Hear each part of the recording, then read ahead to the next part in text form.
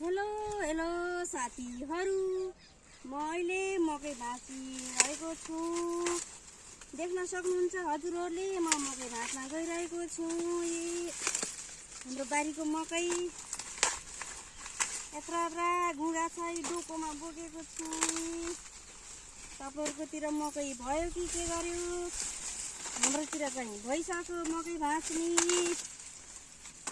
अनि हाम्रा साथीहरूले मकै कतिको मन पराउनुहुन्छ अनि कतिको फलाउनुहुन्छ मकै। हामीले भने यतिकै फलाएको छन्। यो फलेको हो कि नफलेको साथीहरू?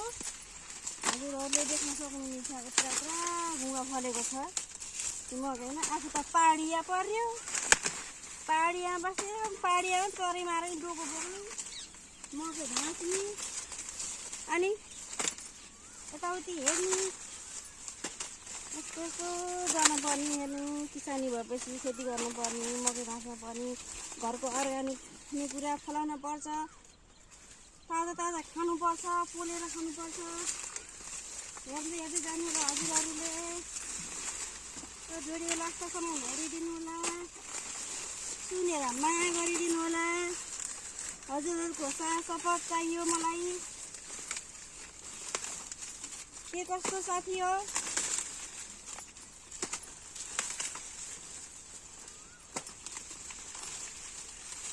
ल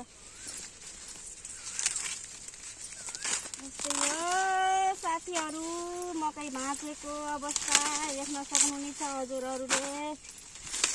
मेरो नानी, मेरो डोको भरियो।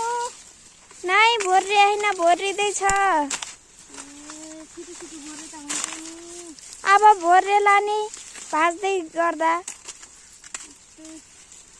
भाँच्दा खाने, पोल्नु फल पनि पोलेर खाना मिठो हुन्छ मकैहरू।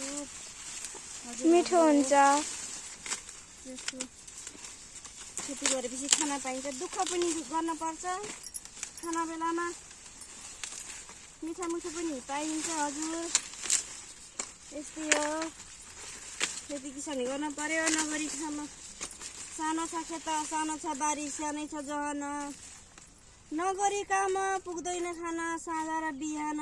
यस्तै हो, गर्नुपर्छ। दुःख काम गरेर मरिन्न, खाना फेरि मरिन्छ। काम गरेर खान लाज हुन्न।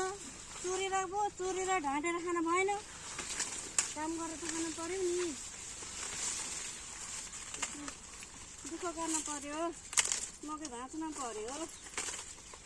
हेलो भन्नुभयो, देख्न सक्नुहुनेछ। अनि हजुरहरूले यो भिडियो कस्तो लाग्छ?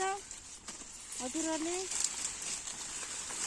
भिडियो मन पर्यो भने हजुरहरूले लाइक, कमेन्ट, सेयर गर्न चाहिँ नभुल्नुहोला साथी हो। अनि हेरेर यो भिडियो लास्टसम्म हेरेर हजुरहरूले माया गरिदिनु होला। हजुर साथी हो, हस् त, नमस्ते। मेरो डोको